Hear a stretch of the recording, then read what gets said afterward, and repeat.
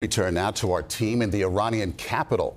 They drove more than 14 hours from Turkey to Tehran. The Iranian government maintains tight control over media and closely monitors foreign journalists. Imtiaz Tyab takes us inside tonight. We started our journey from the Turkish-Iranian border at night. A nearly 600-mile trip made longer by checkpoints and bad roads. As day broke, we traveled past vast countryside, arid, rocky, and seemingly endless. We've already been driving for 10 hours and have another 4 hours ahead of us. The reason we have to drive is because even though there is a ceasefire in place, Iran's airspace remains closed.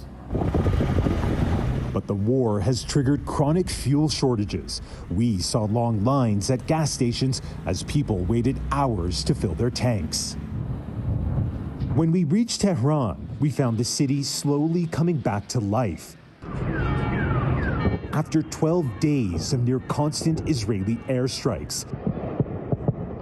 Last week, President Trump urged the entire city, roughly the same population of New York City, to evacuate.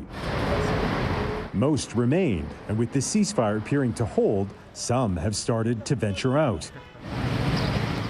At Firdows Park, a historic meeting spot for Iranian thinkers and writers, a few of the cafes and restaurants had reopened and attracted students such as Mohammad Razik. Do you believe the ceasefire will hold? I hope it's gonna be continue. You know, war, it's not good. My people don't like wars. Still, life in Tehran remains far from normal. This metropolis is home to over 9 million people and is the seat of power of the supreme leader, the Ayatollah Ali Khamenei, who still looms large.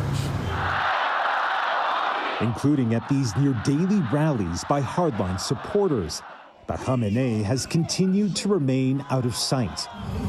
And until he addresses the nation, the Iranians we've spoken to tell us they feel they don't know what might happen next. Imtiaz, how have the people you've spoken to reflected on the U.S. getting involved in this war?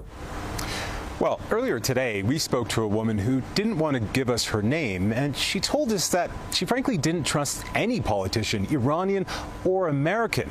But she said that she wanted to, in her words, have a frank conversation with President Trump, while acknowledging speaking out in Iran can often have serious repercussions. Imtiaz, I'm wondering what your observations are of the city, how it looks to you today, especially compared to your visits there in the past.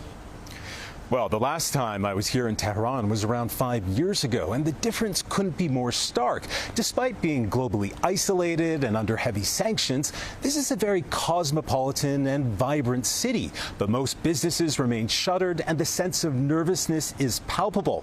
Now, as for destruction, we need government permission to visit areas that have been damaged in those Israeli strikes, something we have yet to be given. Imtiaz Tyab in Tehran tonight. Thanks so much.